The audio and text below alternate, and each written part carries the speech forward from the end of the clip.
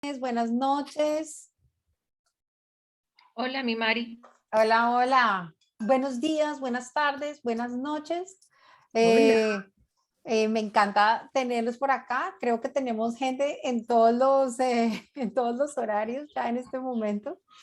Sé que tenemos personas de muchas partes. Me encantaría que ahí en el chat nos fueran contando desde dónde vienen a conversar con nosotros el día de hoy. Para nosotros, primero, contarles que la conversación del día de hoy va a estar en traducción simultánea.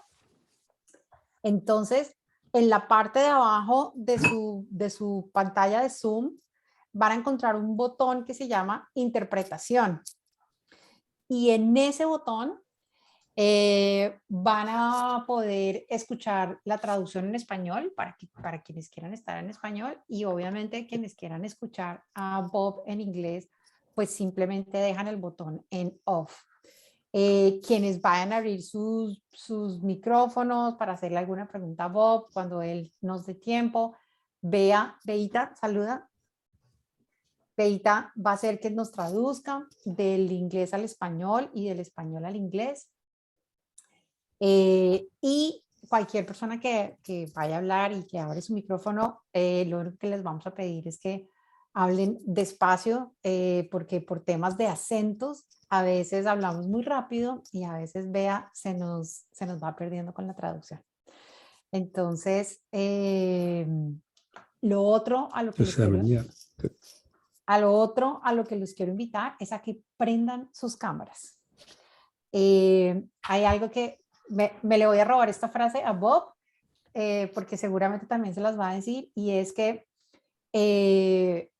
una de las primeras reglas del liderazgo es aparecer. Y aparecer significa poder mostrar que estoy aquí, que estoy presente, que este soy yo y que estoy dispuesto a conversar contigo.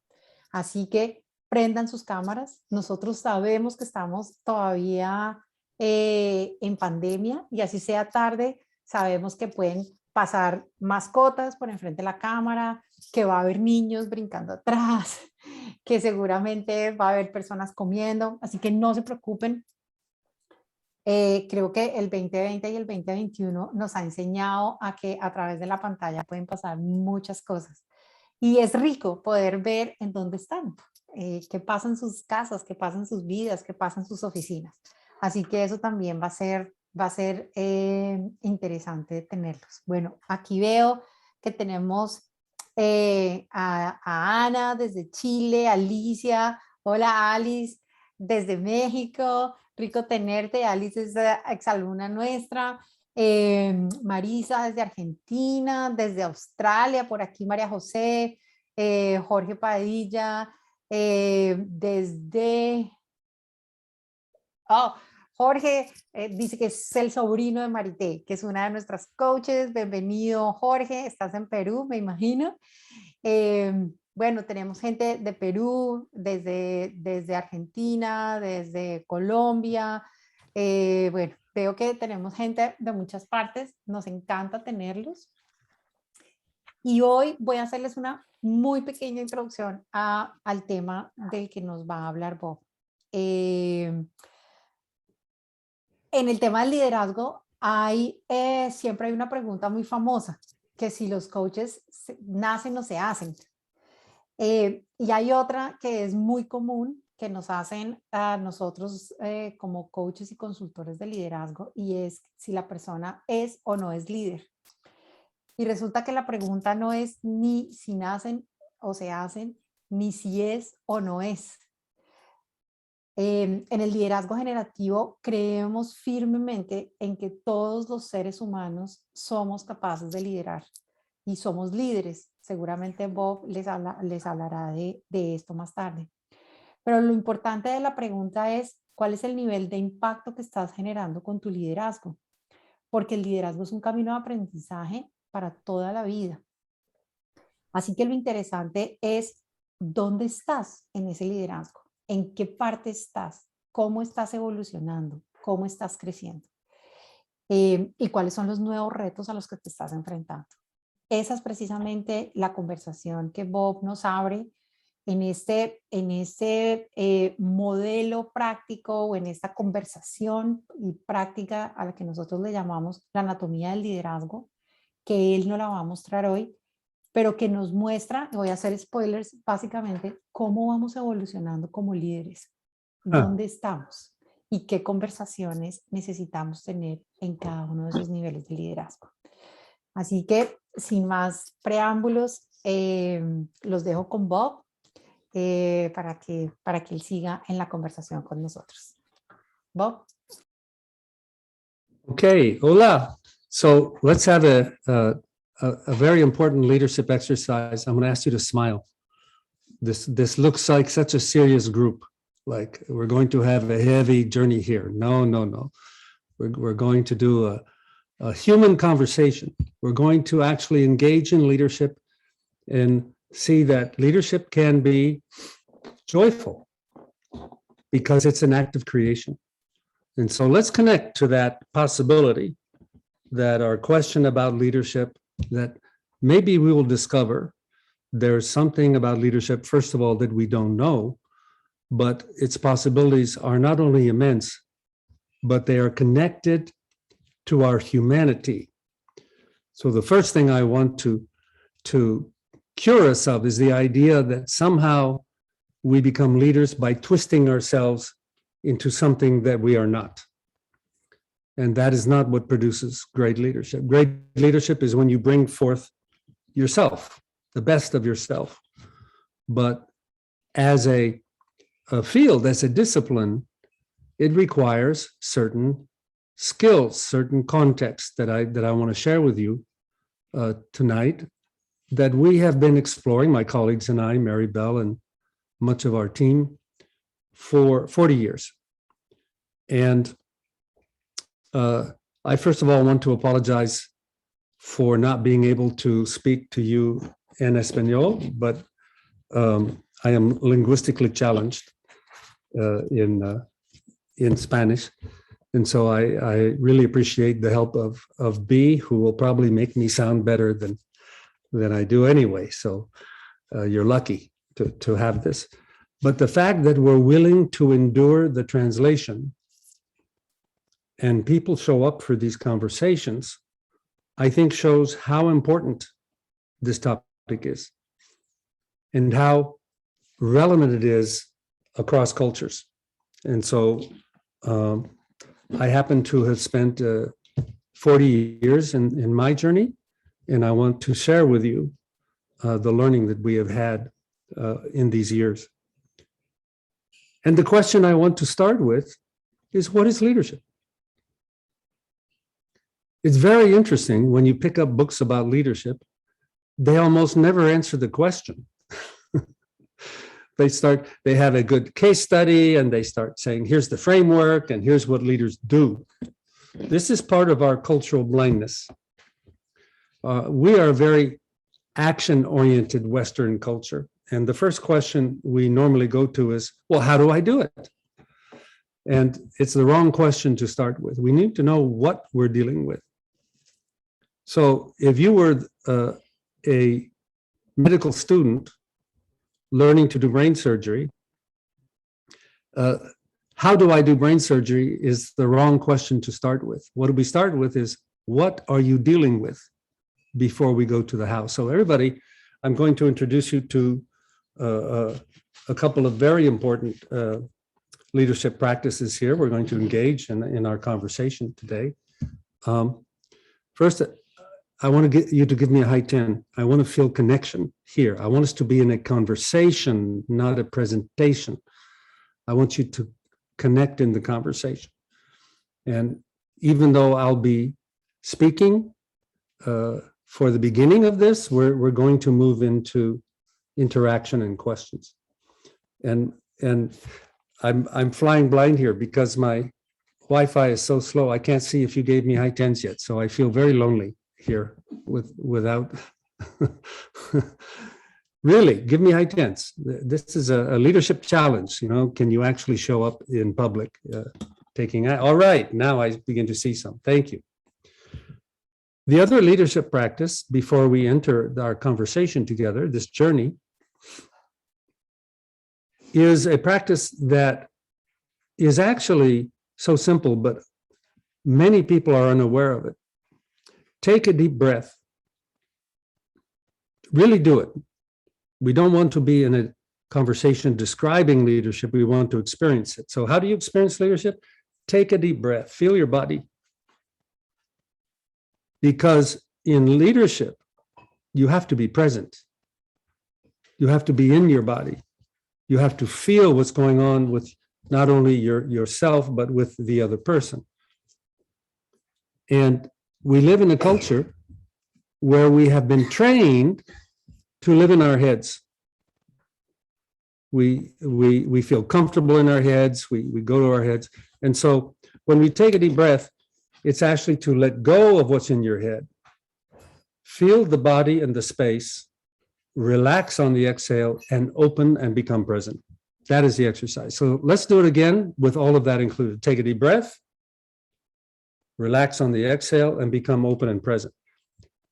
This is crucial in the moments of challenge. This is crucial in the moments of crisis. When leadership is called for in the most intense moments, we have to be able to be present before anything else happens. And learning how to breathe and bring yourself present is an important part of that. So the first thing I want to point out, I don't know what history you come from, but if we look at what people answer to the question, what is leadership? There are many crazy answers to what is leadership. Some people think that you're a leader when you have a title. And yet we have all seen people with titles that we know are bad leaders. The title does not make you a leader. Some people think that being a leader is being the expert. But being an expert is being an expert. It doesn't mean anybody follows you. Some people think the leader is the decision maker. And yet so many of the challenges in organizations is decisions are made and the team does not take ownership for them. So this is a relevant question. If that's not what makes a leader, what is it that makes leadership?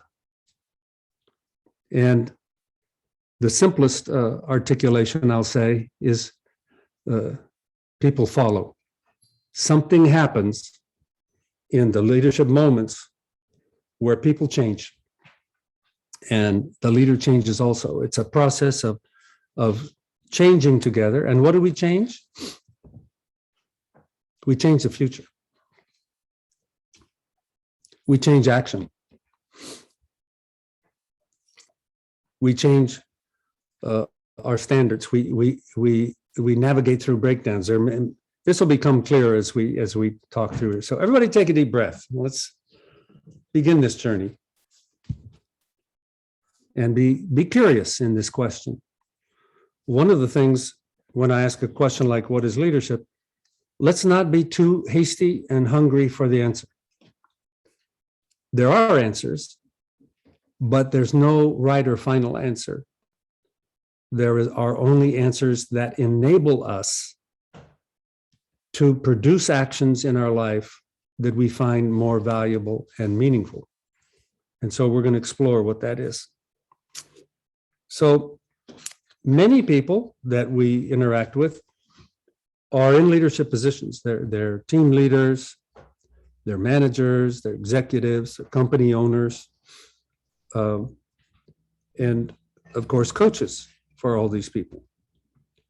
And one of the two challenges that we have when we see leaders dealing with their world, with their challenges, with their breakdowns, there tends to be two extremes of leaders looking at the possibility of learning to be a better leader. One is, I have too many breakdowns, I don't have time for that. I guarantee you, when you have too many breakdowns, you better learn something about leadership. That's the best time to be learning about leadership. The other extreme is, I don't have any breakdowns, so I don't need to learn about leadership. And that is a mood called complacency, that the future that I'm drifting into is good enough. And we want to look at ourselves as human beings and the leaders around us and say, how do we take ownership of the future? How do we bring ambition to the future? Because from one perspective, the world we live in is shaped by leaders and how people respond to them. Both the good things that are happening and the bad things that are happening. And when we look at taking responsibility for creating the future, is there any limit to the possibility of the future? There is one limit that we see people live in all the time. They think the future is going to be a repetition of the past. So just take a moment here and look at, how are you imagining your future? How are you imagining your impact in the world? How are you imagining what's going to happen with the people you lead or coach? And I invite us to look from the point of view, what if the possibilities are much bigger than the ones we're currently living with? And we were able to know, through answering this question, what is leadership, to know what it takes to create a better future, a bigger future, a healthier future. That's a question that I think leaders live in. No matter how good it is, what else can we invent? Because the world is full of breakdowns, full of challenges. The world is crying for leadership at a new level. The suffering has been elevating. The fragmentation is elevating. The systems are breaking. This is what we're talking about and see in the news every day. So I began my journey with leadership. Let me share a little bit about me. And I've been on this journey for 40 years now. And I began my leadership journey in Silicon Valley in California. I was working in a computer company. And this computer company was failing. The way that Silicon Valley companies work, you have a new technology product, you make a lot of success, and then a year or two later, if you don't have a new product, you're out of business.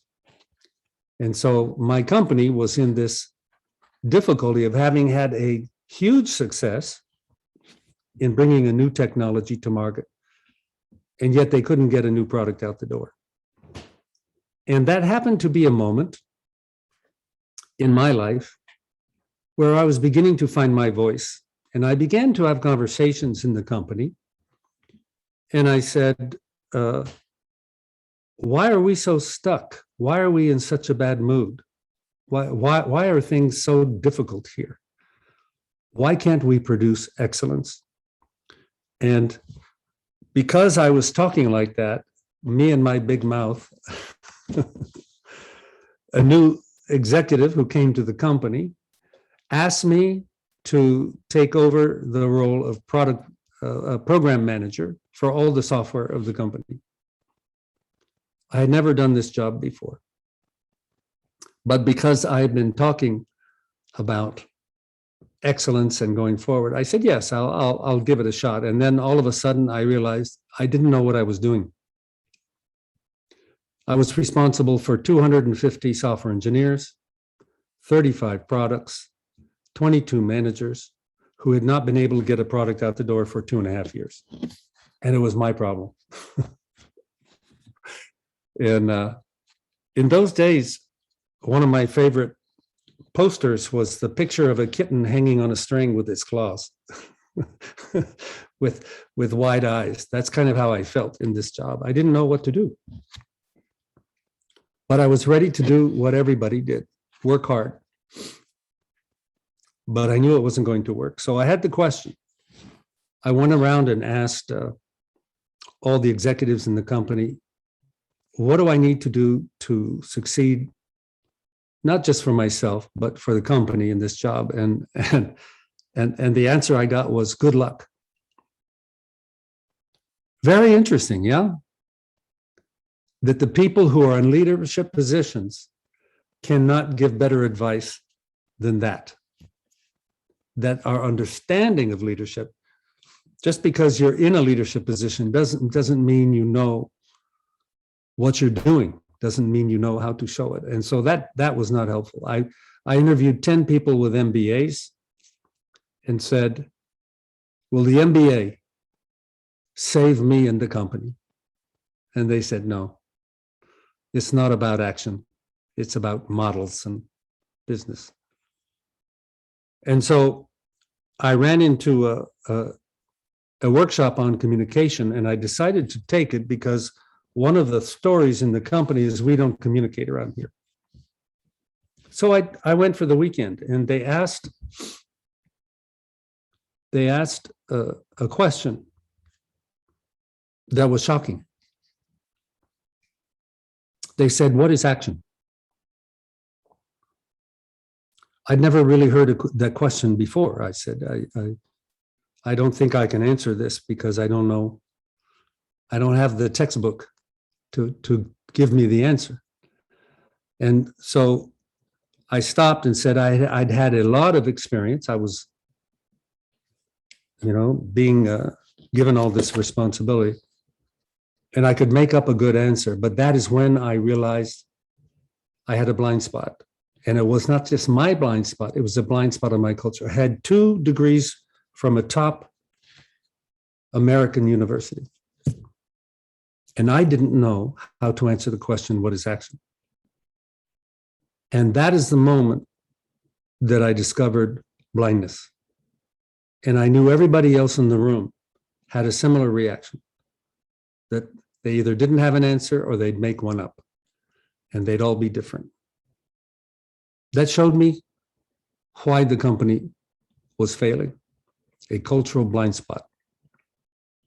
And they proceeded to give me a new answer, an answer I could not ever have imagined that we're going to explore today because it has become fundamental to our exploration of leadership, which is that action is an act of commitment. It is an act. And the acts of commitment of people is what shapes what they do and produce. That insight changed my world. And as a result of that introduction and introducing me to a new paradigm, a new perspective of how to see action itself, I began to understand what action was missing in my company, what action my managers needed to take, what are the actions of an executive, what are the actions of an organization. And in 6 months, we did a turnaround and delivered all 35 products on time, on budget, 10 times higher quality than had ever been achieved before. Why? We had new conversations. We had conversations to shape the commitments that shape the action. So I'm going to share with you how this perspective works. It's been what we have been taking to the world with the Institute for Generative Leadership since 1993. And I was first doing this in 1981. We had the turnaround, and that became my passion. I went to organizations to help them produce their own turnarounds, and it became very unsatisfying to go into company after company after company to see the same problems and the resistance to learning. And what I discovered was if people would simply learn their craft, learn the craft of being a leader, learn the craft of being a manager, learn the craft of being a professional as a profession, they would not even have the problems that they have. And that's the outcomes that we see when we work with people in leadership and go into companies. in our programs, all of our students go into companies and produce results. So I want to share with you a few images to tell the story about what Mary Bell mentioned, that we call the anatomy of leadership. And when people come, they often are trapped in this question, how am I going to do it? I want you to stay with me what we're dealing with, and you're going to see the how at the end. If we ask how too soon, it's like the medical student coming to medical school the first day to learn to be a surgeon and saying, give me a knife. I'm ready to be a surgeon. And that's not where we start. We start with the anatomy. So everybody take a deep breath. I invite you to the mood of curiosity, openness, and having a conversation, and we'll see what questions are provoked. So here we go. All right.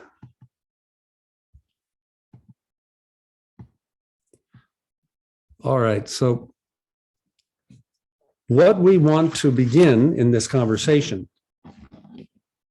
is to let you know that from our experience of 4 decades in working with leaders and coaches who coach leaders and producing results in organizations, that we believe leadership and coaching leadership are professions. There are fundamental skills, perspectives, and promises that can be made when you have the professional skills.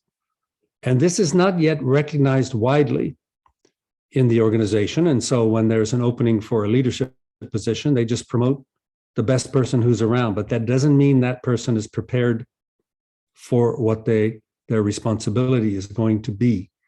And we're going to show you why and what the blind spots are that we need to reveal and illuminate for those we lead and those we coach. So what defines a professional in a profession is that you can make promises. And so I have a question for you in the profession of coaching in organizations and coaching leaders. What can you promise? And the promise that leaders and organizations are looking for, they're not looking for coaching. Nobody wants coaching. What they want is new futures, new results. And so as coaches, we need to be professionals in being able to make offers. Offers that are accepted, offers that are valuable in the world of the leader and the world of the organization. We need to be able to coach leaders and help them navigate in their world, and we navigate inside our projects to produce a successful outcome. And by doing that as a professional, you build your portfolio of success.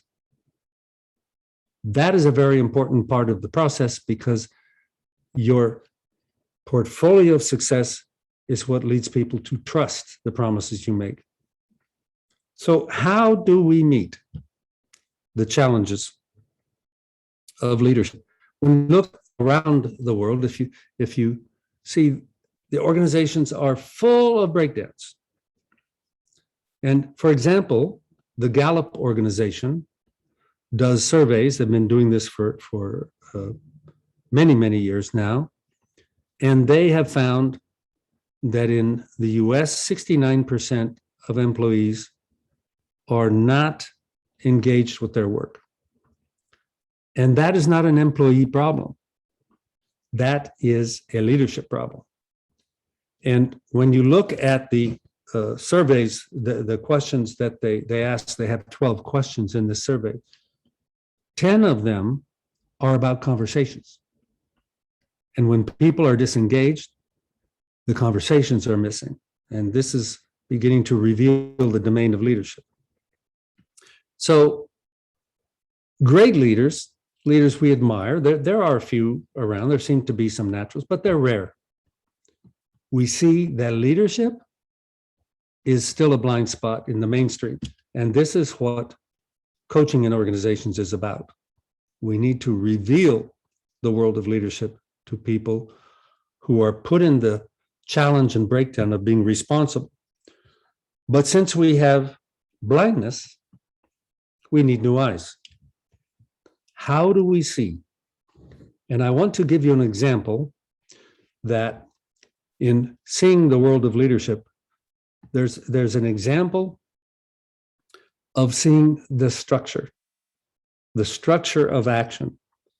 And an example in the world is DNA. That was discovered just a few decades ago, the structure of DNA. And DNA is made up of only 4 proteins. Take a moment. All life, everything we see that's alive, in all its variation, is created from only 4 fundamental elements, including human beings. And that's a clue to what we're looking for. What's the structure that's fundamental to leadership itself?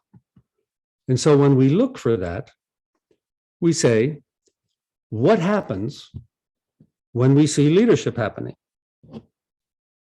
The first thing we see is that people interact with people. Sounds so obvious, yeah? And as a result of those interactions, people take action. And because of those actions, there are results. And so let's have technology work, please. There we go. And so if we want to produce new actions, a leader, new results, a leader has to produce new leadership interactions that result in new actions for the new results. And so as simple as this is pointing us at what is happening in those interactions between people that constitutes leadership. And so we have our questions of what we're dealing with. What is the leadership interaction? But we have other questions of what that are going to reveal and change the way we see the world, that illuminate our blindness. We also need to ask the question, what is action itself? Because the common sense of action, what is your common sense answer to what is action? Most people say, well, it's doing things or movement or activity. And yet, if that's the common sense, it's not producing any breakthroughs in leadership. We need a new point of view. And we have one more question. If we're really going to understand this world of leadership and organizations and action, we actually need to answer the question, what is a human being? Now, I began to introduce this question back in the 1980s when I was first doing the work, and I would realize that the audience would roll their eyes and say, oh, Bob's going philosophical here. He's going woo-woo. Let's wait for him to be done with that so we get to the real stuff, the actions and the results. Take a deep breath. I propose to you that what is a human being perhaps is our most important question. Why? Because we are living an answer to that question. It is not an irrelevant question. It shapes how we see our world. It shapes how we see ourselves. It shapes the world of action itself. So these are important questions that we're going to explore that are going to reopen what action is all about. What are human beings, which are the fundamental elements of leadership itself? The answers we want to these questions are answers that show us actions, not just theories, not just models, not just concepts.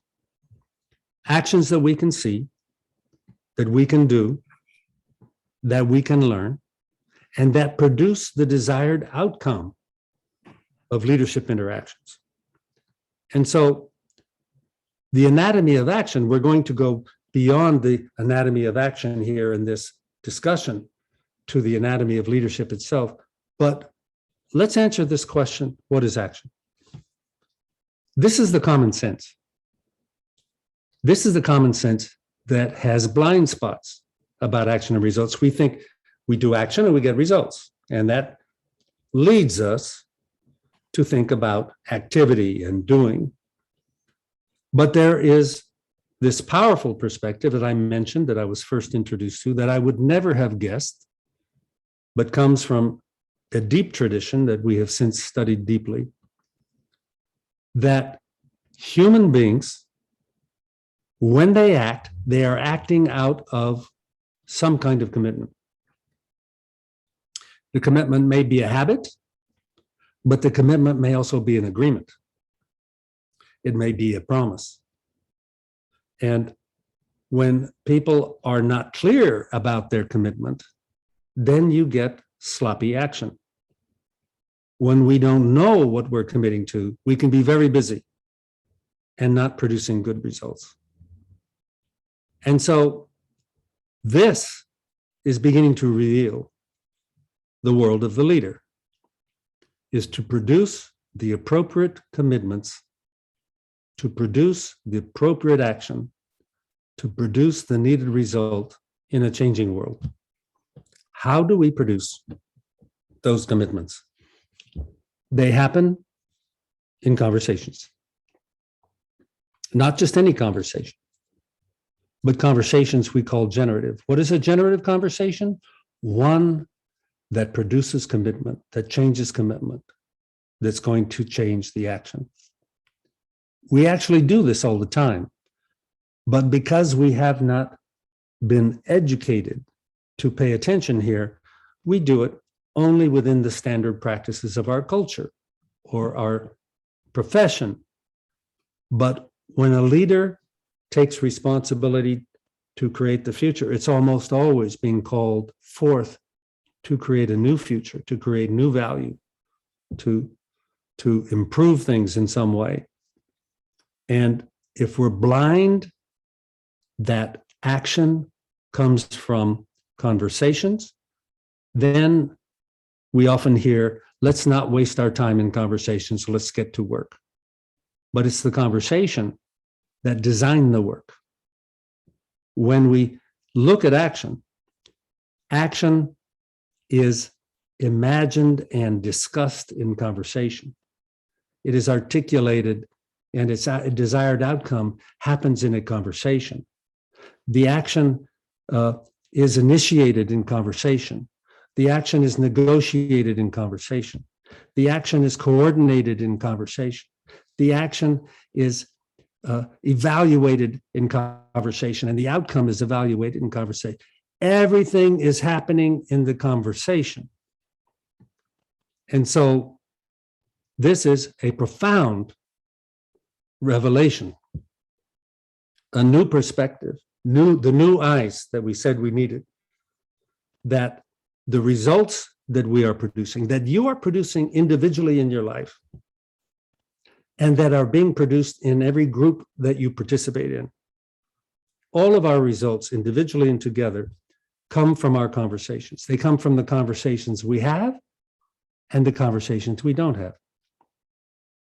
Just think right now of the challenges or opportunities in your life and the conversations that you haven't had yet that are going to have to happen if you're going to deal with them in an effective way or take advantage of them.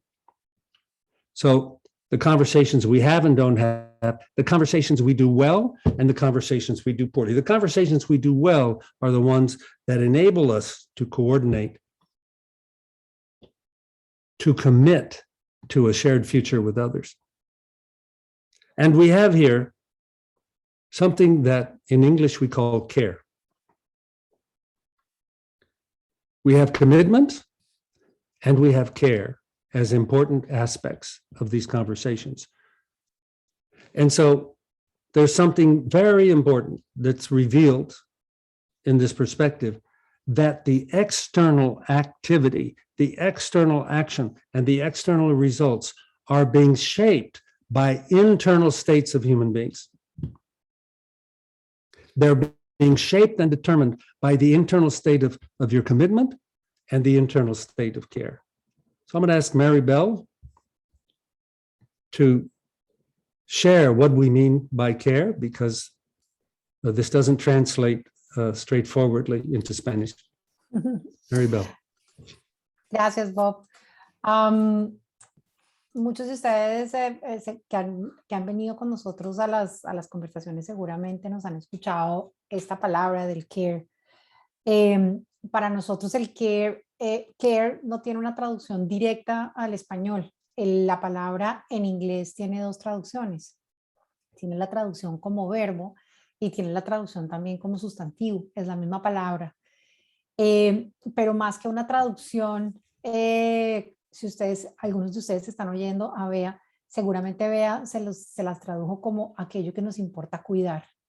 Así que nosotros lo que hacemos es darle más que una traducción de palabra, le hacemos una traducción de sensación, una traducción de qué es eso de verdad que tiene sentido, satisfacción y valor para nosotros en la vida, que nos da energía en el cuerpo, que nos hace sentir que estamos en el lugar correcto y que estamos yendo hacia el futuro que deseamos.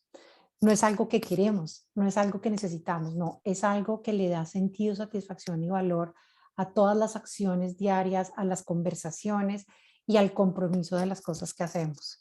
Entonces, más que poder traducirlo en una palabra como cuidado o cuidar, es realmente todo el escenario de aquello que nos importa cuidar, el futuro que estamos construyendo y eso que nos da sentido, satisfacción y valor en las cosas que hacemos día a día. Algunos dirían, ¿para qué hacemos lo que hacemos? Ese es nuestro care. Thank you, Bob. Very good. And care is fundamental to aliveness. When you feel heavy and exhausted and unfulfilled, you're disconnected from your care.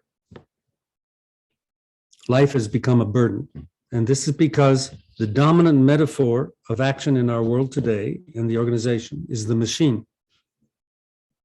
We treat people like machines. We treat ourselves like machines. I need to become more productive. I need to do more. And we need to step away from that point of view because it leads to dehumanization. It leads to the only way to think about success is to be a donkey carrying more bricks. That is not what effective leadership is about. Effective leadership is about inspiring the care of people and organizing the commitment people to create a shared future through action. And that is true in the everyday actions of developing products or serving customers. And as Mary Bell said, we have value, satisfaction, and meaning come from care. Let me have you think for a moment. Let's say that there's a result that everybody says is very valuable and you don't care about it. It's not valuable to you. Let's say that people say some outcome is very satisfying and you don't care about it. It's not satisfying for you. And let's say that people say that some situation is meaningful and you don't care about it. It's not meaningful for you. So I want you to see this is a new illumination, not only of leadership, but of our humanity, that care is underneath everything. It's part of the world of action, and it's part of what we have been blind to. And this is part of what the path of learning to be a more effective leader, which means a more effective human being creating the future with others. is to explore and find your answer, your unique answer in your own life journey. What do you care about? What do you care about most deeply that makes your life meaningful? And this empowers people's leadership, because we want to trust leaders that know their care and can invite us to find our own. And so this is the challenge of culture. Is this question I asked before: what is a human being? Do we treat people as human beings? You go to organizations and what you find is the human resources department. I'm not a human resource. I'm a human being. And I want to be in the perspective and conversations where I am inspired to bring my best, not simply to be a machine. And so when we go to care, what is it that makes us human? Our generative answer is the most fundamental aspect of our humanity, is we are creatures that care. And we have this challenge, and it's a leadership challenge, it's a life challenge. We can be connected to our care and help guide us to value, satisfaction, and meaning, but we can also be disconnected from our care. How do we disconnect from our care? I don't have time for that. I'm too busy. I have too many responsibilities. I have too much to do. And all of a sudden, we're the hamster in the wheel. And so in the anatomy of leadership, we're going to show you, given this foundational new paradigm, this new perspective, action is shaped by commitment, its value, satisfaction, and meaning comes from care, that leadership is the connection of the internal states of people in their orientation to action individually and together, that there are 6 levels we have identified in the journey of leadership, and each level has the quality of making bigger promises, taking care of a bigger world, creating more value. But each level requires new skills, new eyes, new conversations, new promises. And this is a blind spot of our culture. This is what we bring to the world. And so in each step, we are looking to make bigger possibilities, and that we're looking to identify the skills and the new conversations, the leadership interactions that will produce a new level, a new scale of outcome, which is what leadership is about.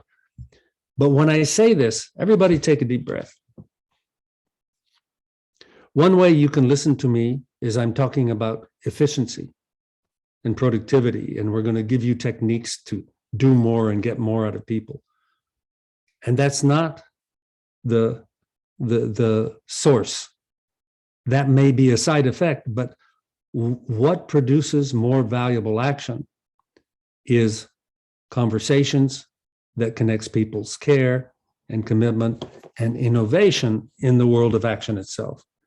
It's when we draw on our birthright as human beings to create. That's what we were born to do, is to create. And so in these levels, the first transition that we find leaders need to make to go from being better machines, pushing machines, is to change their worldview from tasks to promises, from doing things to making promises that produce value for others. And this requires a new perspective where conversations are not a waste of time, but are the actual foundation of generating the future, generating the action itself. This is something that in our programs, we spend a good part of a year doing. This is a huge transition for people, but it opens up the universe for actions in a new way. And it's not a curriculum to engage with and then be done with and get your t-shirt. These are skills that you practice for a lifetime and can improve for a lifetime. And so we see that in conversations, we're looking to make commitment. We're looking to shape action with commitment. How do we do it? Very simple. Requests and promises. But the fact they're simple doesn't mean they're easy. Doesn't mean that just knowing the concept makes you skillful. So what happens? What happens when we have missing or poor requests? Well, we have missing action, missing ownership, confusion, dissatisfaction, blame, and breakdowns. Do those terms describe anything you see in your organizational lives? It could be because there's missing requests, because people are only trapped in opinions. When there are missing promises, again, we have missing action, breakdowns, low quality results, lack of accountability, blame, excuses, justification, explanations, and dissatisfied customer. These are calls for leadership. These are opportunities for coaches, for leaders, coaches of organizations to go in and say, these are symptoms that there are missing or broken conversations. And here we have a structure. Some of you may have heard of this. It's called the conversation for action. But this is actually the structure of coordination itself. It's not just a model. It's not just a technique, because every act in this conversation is an act where the future has changed for one of two parties in the world of coordination, and they have to re-coordinate with the other party. And this is a foundation that we have found is underlying all coordination of action, and it extends to teamwork, planning, projects, and leadership skills. And so the road to the future is the road paved with promises. If the promises are missing, if the promises are broken, if the promises are sloppy, that's why it's so difficult to get to the future. And we have learned that breakdowns are not a symptom that something is wrong and bad. Breakdowns are always part of the journey. So part of the skills we see leaders have to learn is how to deal with breakdowns, how to anticipate them, and how to produce a safe space where people can declare the breakdown and resolve them with each other. Once people are working with promises instead of tasks, there is a next transition that opens up for leaders, which is you can begin to make bigger promises, more valuable promises. You can begin to shift the standards of an organization. This happened very quickly in my Silicon Valley story. We began to go from tasks to promises. We made sure that when we negotiated that we could trust the promise and people did not overcommit. And we began to elevate our standards with clarity in the conversation. There's a transition that becomes available once you have been coordinating the action of people into new levels of value. And this is what we call designing new games.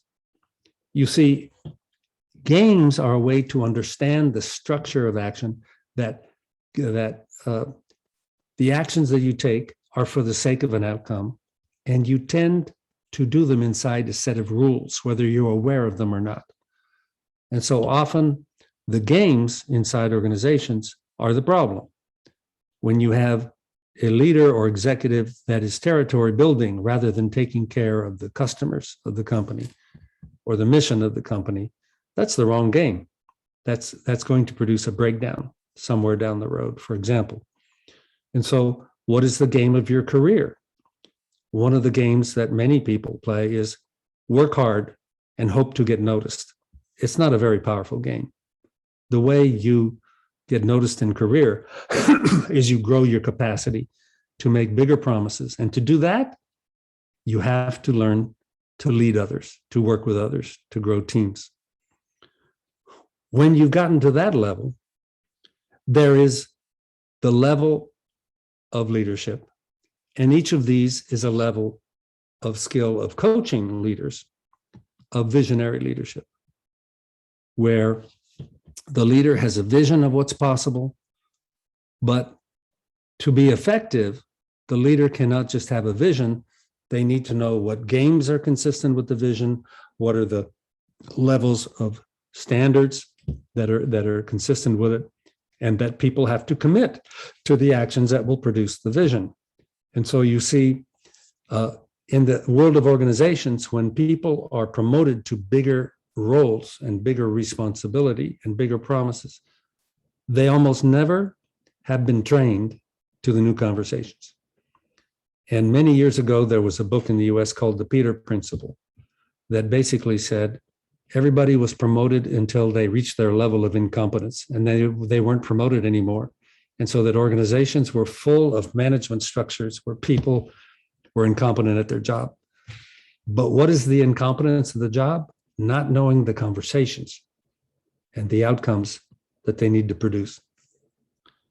And we also have the level of what we call being a history maker. These are people who dream big enough that it can change an industry. It can invent and innovate a new product. It can create a new service. It can create a new kind of company, a new kind of culture. And instead of simply being a repetition of the past, they create new futures. Each one of these are levels of skills for leaders that need to be supported in organizations. Each one of these is a level of skill for coaches and an offer that can be made in the world of organizations. And so when we see this whole territory, we have the opportunity to navigate and develop mastery, because leadership and the conversation arts of leadership are performance art. And so leaders create the future in conversation with others. And it's a performance art.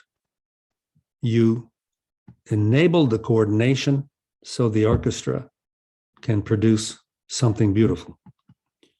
And when leaders are open that their past and even their success does not define what's possible, then you have the ambition to cultivate, to grow. And we invite people as leaders and coaches of leaders to a lifetime journey of learning. And what is learning?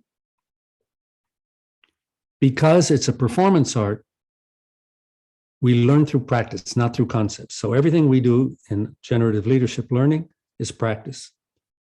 To have the conversations, to produce the results, to find the breakdowns. And what we find is we find our challenges in learning, new skills, and we call that the edge. And we make our edges learning edges. But what is the biology of learning? What they have found is when you physically repeat a new behavior 300 times, you will get some muscle memory. And if you do it 3,000 times, it becomes a habit. Many of our fundamental leadership skills, or lack of them, have become out of our history of our 3,000 reps. Perhaps we avoid conversations, for example. Biologically, our conscious mind, on average, can deal with about 40 stimuli per second. But when we practice, it begins to be absorbed into the unconscious, which operates at 20 million stimuli per second. That's the way we develop skill and mastery. And mastery has been studied to say, focused, deliberate practice of 10,000 hours will produce a level of mastery where people are not simply excellent, but are able to innovate inside their skills. This is good news and bad news, because you are practicing already. You are practicing in the world of emotions, in the world of conversations. And maybe what you have mastered is to avoid leadership. Maybe you have mastered, I know people who have mastered resignation, for example. So sometimes we need to unlearn old habits for new ones. And so you came to this talk, this conversation, because you have a situation, you have something in life you want to create. You want a new possibility. And so the journey that we have discovered and that we have been working on and continue to evolve for 40 years is to see the world of action and value, and doing this not simply to be a better producer of results, but also to live a good life. That it's a discipline. It has its skill, and these disciplines allow us to make promises at the level of a profession that can inhabit our career, that we can integrate a good life and not simply be a vehicle for action, but we need to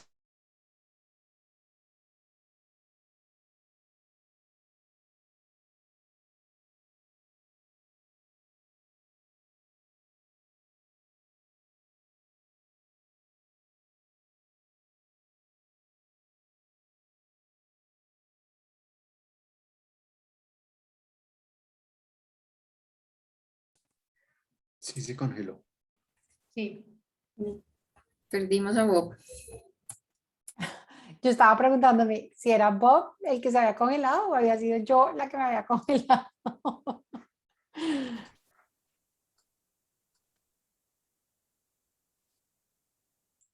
Ahora parece que son los dos. Maribel también se congeló.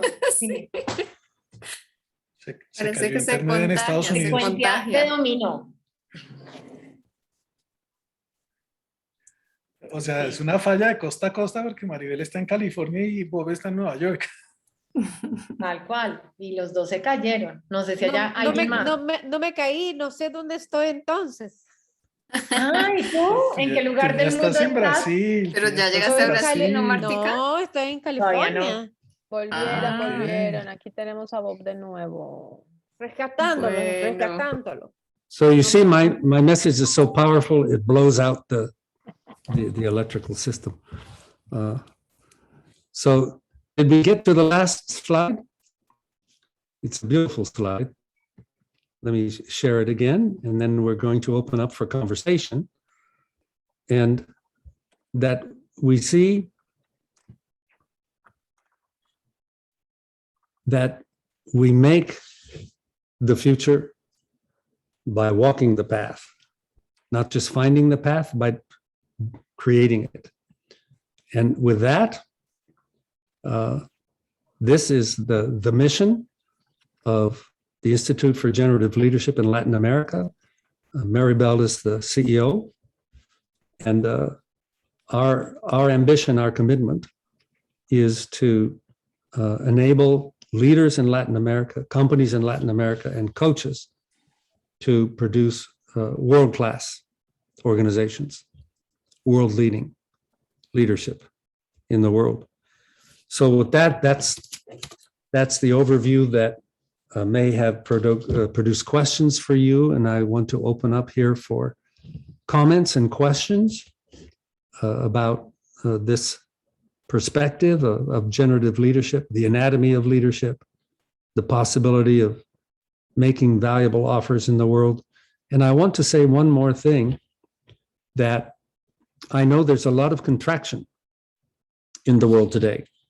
COVID, the economic slowdown, and my invitation to you is to see that when we're facing these breakdowns, what is needed is new offers. The people who have the offers that are going to be valuable to deal with the breakdowns are going to be very busy. And we need to have some busy leaders and busy coaches of leaders now to face our world today. Maribel, what is it that I missed that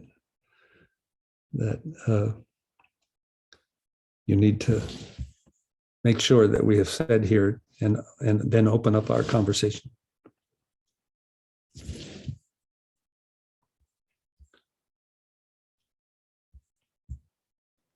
Is Maribel there? Yeah, but she's having problems with Wi-Fi. So Oh my God. Yeah, I think she's frozen, Bob. She was having- So everybody take a deep breath. This is the breakdown of Wi-Fi. We are being given a leadership exercise of how we can manage our presence and our mood. And so let's begin. Let's do a breakout. Gloria, can we do a quick breakout? Aunque hay una pregunta en el chat. Oh, okay. Sí. Okay, perfect. So let's begin there. Let's begin our conversation there. Give me a, I can give you the question. It is Angelique's question, sí. and she's asking how to stop formulating tasks and passing or going on to formulating promises. Very good. It's a good question because this shows that we need to change an old habit to a new skill. And so the first thing is the capacity to observe yourself. Sometimes we talk about this as zoom out. When we zoom in, we're in the middle of the content. We're in the middle of our activity. And we get stuck there. We get stuck in our drift, in our habits. And so this is where we zoom out and look at the patterns. And the most important pattern to observe is the pattern of you. What are you doing?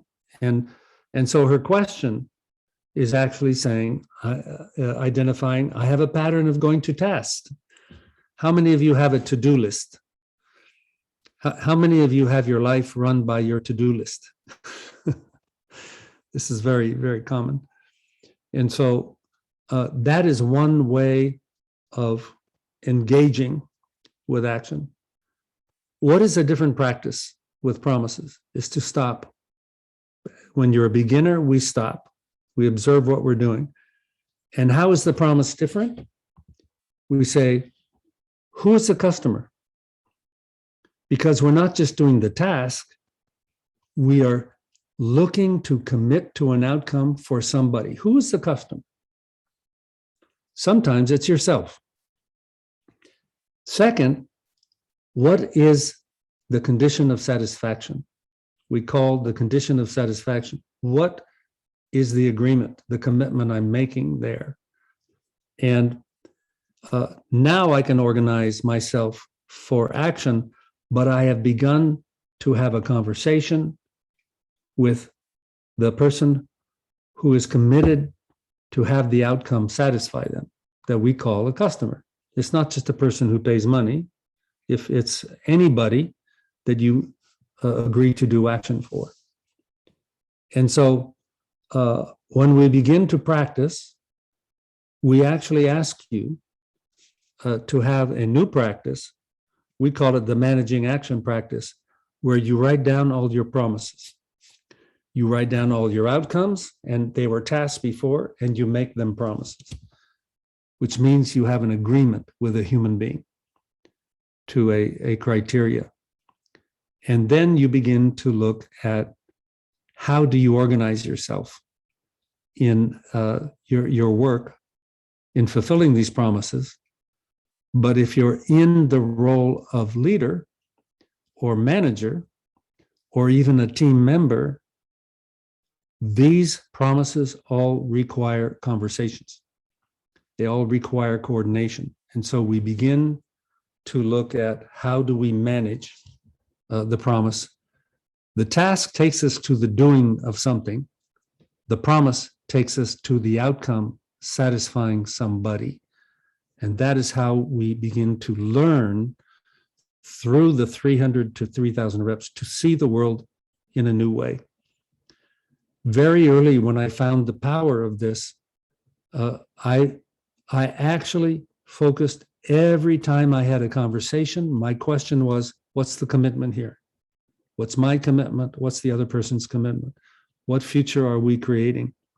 Every conversation, all day long, I was practicing every conversation. And pretty soon, every result, good or bad, I could see the conversations that had produced it or were missing. And I could begin to see the future being created in agreements. And so these are steps that that you will learn through practice. And this is not a technique, a homework for a course. This is your life. This is your action. This is a real practice of creating the future with others. How does that land? Angeli, si quieres, danos una respuesta en el chat contándonos cómo te pareció la respuesta. ¿Cómo te fue con la respuesta? Bob, tienes otra pregunta en el chat de Juliana Botero. Angeli te dice que gracias. Juliana Botero te pregunta a qué se refiere la transición de un nuevo juego y que si nos puedes dar un ejemplo acerca de alguien que haya construido un nuevo juego para nosotros darnos cuenta qué significa un nuevo juego. Yes, game is something that is a little bit of an advanced topic, but it's very powerful. So what we just talked about, going from tasks to promises, is going from an old game to a new game.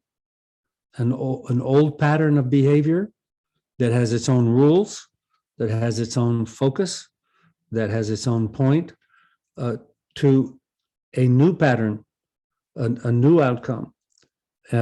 And if you look at the pattern of your behaviors, they can also all be understood as games. And when we begin to look at our games, it's amazing what sometimes shows up. Sometimes we play unwinnable games. Here's what an unwinnable game sounds like. I need to be perfect. And so we can find the unwinnable game. We find incoherent games. I have coached people in our programs that say, I want to have a good family life, but I don't get home from work until 9 or 10 at night every night. Those are two different games, and they're incoherent. They require a new design framework. So when we begin to go, this is what the transitions of the anatomy of leadership that we showed you today are about. Every level is a new game. Going from tasks to promises is changing a game that requires a new way to observe, new behavior, new skills, new coordination. Changing the level of standards is a new conversation.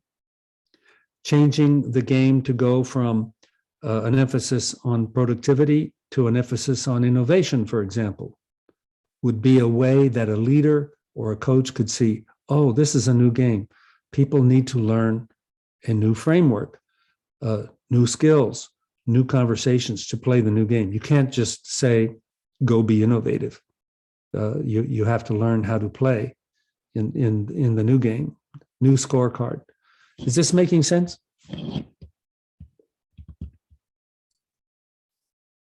Ya, que sí. Okay. Otra pregunta de Jorge, Jorge Padilla te pregunta, ¿cuál es la relación entre el care y el propósito?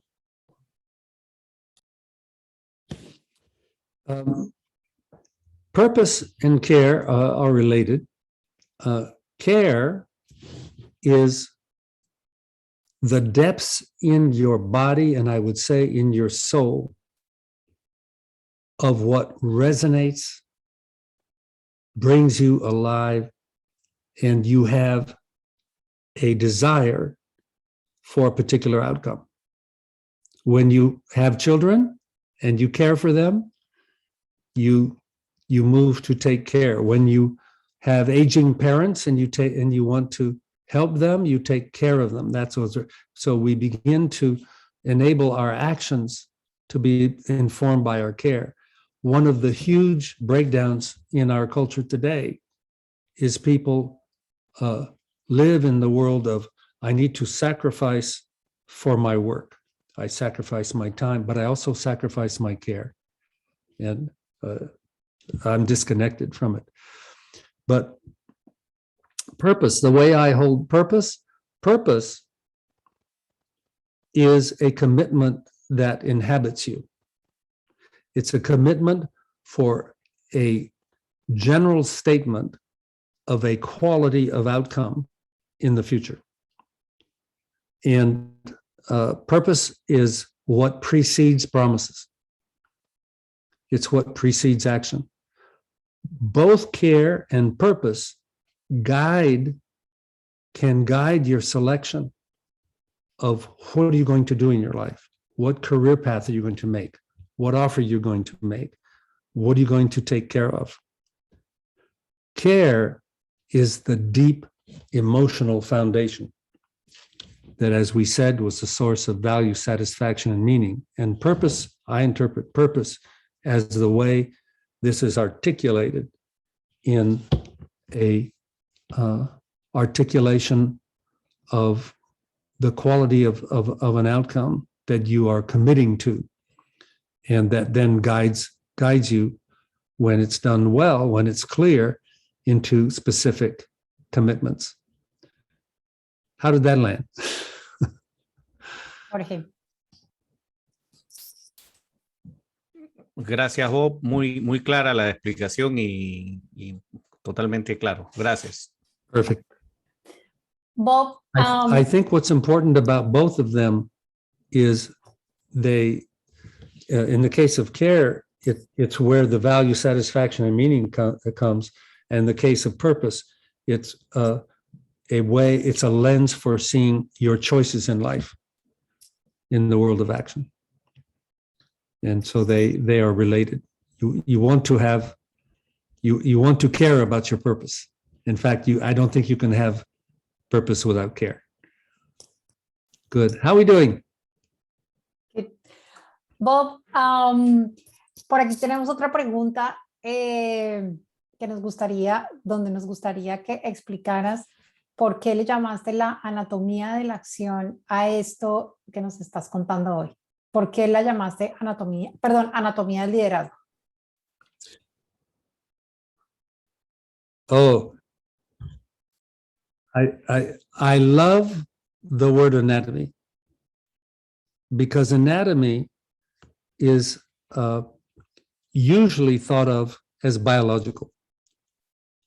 And when we're talking about leadership or action, we leave out the human being and we make them abstract. The action is out there.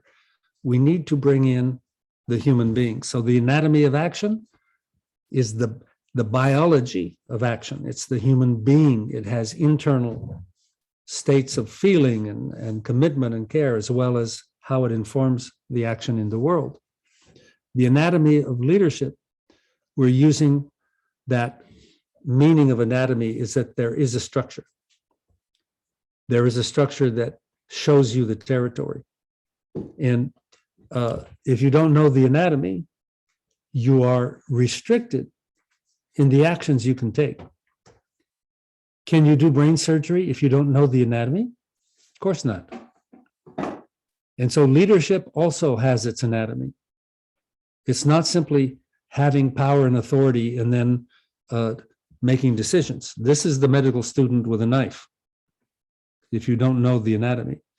And the people who seem to be natural leaders have a sense of that anatomy because they can feel it, because it's alive. But when people are blind to it and they get trapped with an incomplete interpretation, like it's about more, the doing more, for example, is a default strategy that many people default to. That's not powerful because they don't have an anatomy of how to deal with challenges and breakdowns. And so I like the metaphor of anatomy because it's calling your body is part of the process. We're not describing something outside of you. We're describing the process that needs to flow through your own body. And the structural reference of anatomy allows us to see the territory, to see where we're going and whether our actions are producing it. Are we producing healing or not? Is our surgery wounding people, or healing them? How are we doing? Good. Bob, por más de 40 años has estado comprometido con el liderazgo y has estado trabajando con coaches y con líderes, no solamente en Estados Unidos, sino en India, en Europa, bueno, en Estados Unidos, y desde hace 2 años estamos en Latinoamérica, o bueno, desde hace 5 años estamos en Latinoamérica, pero realmente 2 trabajando directamente desde el instituto. Me gustaría que le contaras a los asistentes de nuestra sesión de hoy, ¿qué es eso que pueden aprender en el liderazgo generativo? ¿Qué es eso que aprenderían como líderes o qué es eso que aprenderían como coaches? ¿Y qué es la promesa que has venido construyendo por más de 40 años para ellos? ¿Cuál es ese aprendizaje que hay para nosotros en el liderazgo generativo? Well, let me go back to the notion of blindness. That what I discovered back in the 80s is that our culture has blindness about fundamentals. We don't know what action is. We don't know where value comes from. We don't know what leadership is. We don't even know what a human being is. And so we live instead in a set of cultural stories of do more and everything is external, and we've lost the heart and soul of the human capacity to create, both individually and together. That's really getting back in touch with our capacity to imagine and choose and to guide action together in conversation. And our education system has taught us to do our homework alone. We don't even learn how to have conversations. We don't even, and so there's this tremendous pain and waste in the world of organizations where everything has been made, tended to be made more mechanical and processized. And there is power in that, but we don't need to suppress human beings because that's the source of innovation, design, ownership, commitment, aliveness, everything that a healthy organization would promote. And so along with that basic insight to bring forth the human capacity and power of care and commitment through conversation, I also learned in my journey that when you understand the structure of coordination, then there are very straightforward practices that deal with common breakdowns. One of the biggest breakdowns we have in organizations is overwhelm and overcommitment. And it drains people's lives. It wastes the opportunity for excellence when people are overcommitted and they can't think anymore. They just are doing more. That's a leadership problem.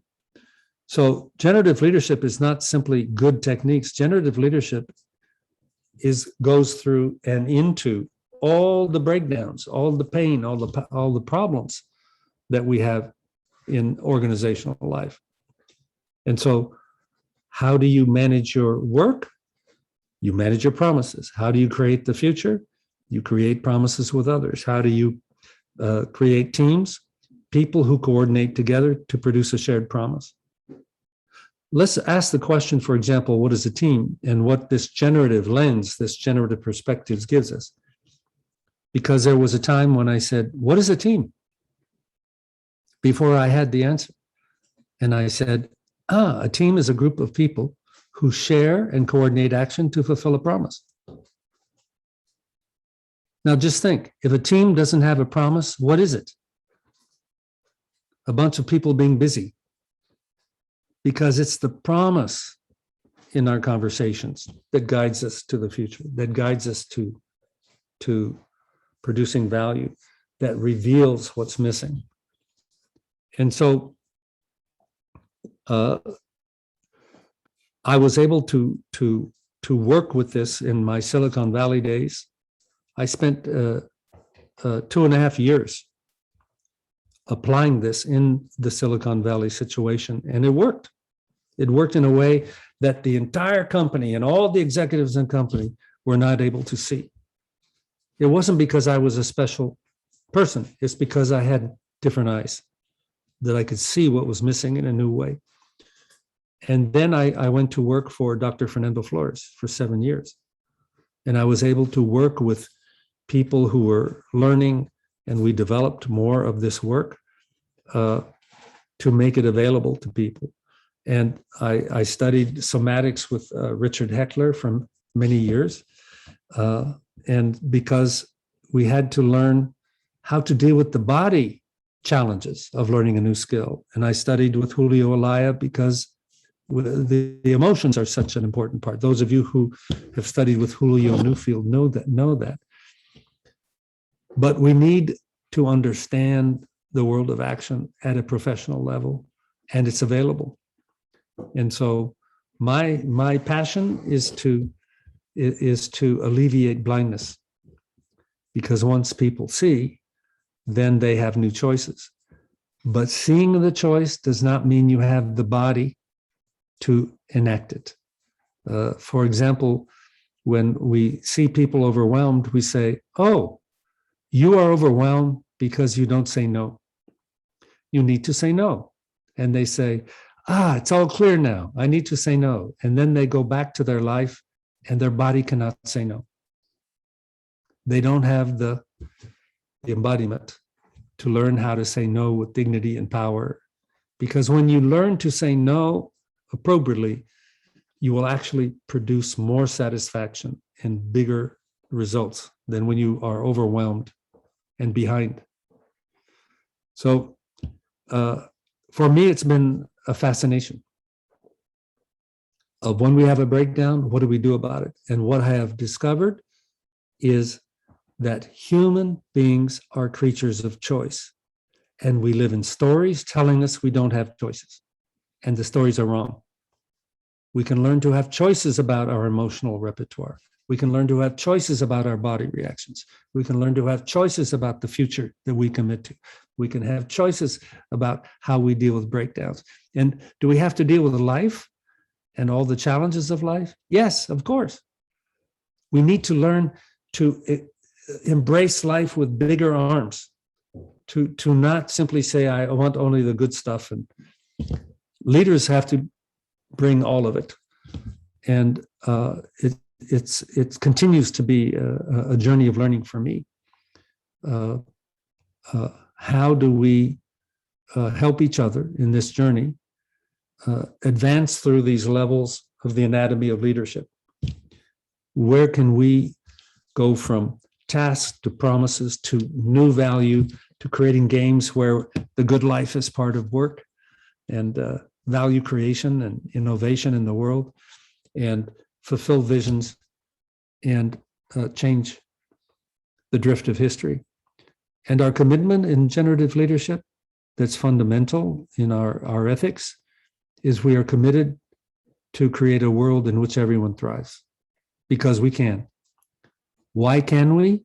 Because we're creating the world the way it is now. And if we're creating a world that's this way, why don't we create it a different way? We just need to learn to zoom out, find our power of choice, and have the new commitments and the new conversations, and we can do it. That's what leadership is about. It's about creating a better future because we can. And that's the invitation, is for each of us in our lives and in our impact on others, to do that because you can. That's our promise to you, is to accompany you on that journey. Yeah. Y por eso cuando hablamos del care, hablamos de eso que le hace a nuestros espíritus y a nuestros cuerpos y a nuestras almas sentirse vivos, con satisfacción, con sentido, con valor, porque no es solamente un valor, una satisfacción de un sentido que creemos para nosotros, sino como líderes que creamos para nuestros equipos, que creamos para nuestras organizaciones. y que adicionalmente hoy es fundamental que lo pongamos en las organizaciones, en todo tipo de organizaciones, porque esto también es bien interesante de lo que hacemos y lo que aprendemos con Bob en el instituto, es que las organizaciones no solamente son empresas. Los seres humanos nos organizamos en diferentes tipos de organizaciones. Mi pareja, mi familia, mi comunidad, mi iglesia, no sé, el colegio de mis hijos. Todos esos son espacios donde el futuro se está creando. Y hoy en día cada vez es más importante que sepamos que son las organizaciones las que están determinando el futuro del mundo, teniendo organizaciones que tienen ingresos mayores que muchos países del mundo. Es importante saber cómo estos líderes las están manejando y adicionalmente cómo la labor de los coaches o de los consultores y de las personas que acompañan esas organizaciones los ayudan a que se haga de una manera responsable, una manera que le dé mundo y que le dé vida y que le dé generación a muchas generaciones siguientes, que le dé la posibilidad a muchas generaciones siguientes. Nuestro tiempo de hoy se está acabando, se está agotando, pero no quiero que nos vayamos sin contarles dos cosas importantes. La primera, que todos los miércoles estamos aquí con estas conversaciones sobre liderazgo, con diferentes temas de liderazgo. Ya llevamos más o menos unas 4 o 5 conversaciones que han estado bien interesantes.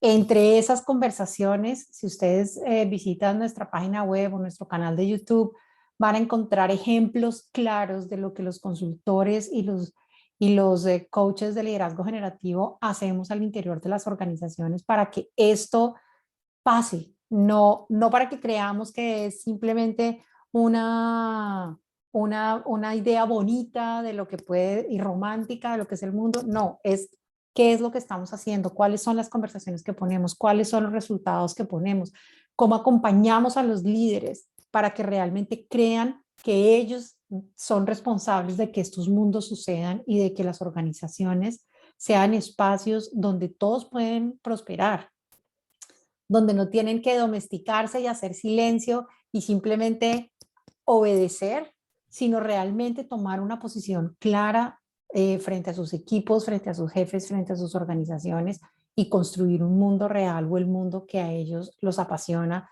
y les hace sentirse vivos. Así que ahí les estamos compartiendo nuestro link para el canal de YouTube. Hemos mostrado algunos ejemplos. Hace 2 semanas hicimos un ejemplo de cómo funciona todo el proceso de coaching y de consultoría. Y la próxima semana queremos invitarlos a la conversación que tendremos con 2 de nuestras coaches, con Marité y con María Teresa Duarte y con Gabriela Bernal, acerca de cómo ve la innovación el liderazgo generativo. Un tema como la innovación que está súper en furor.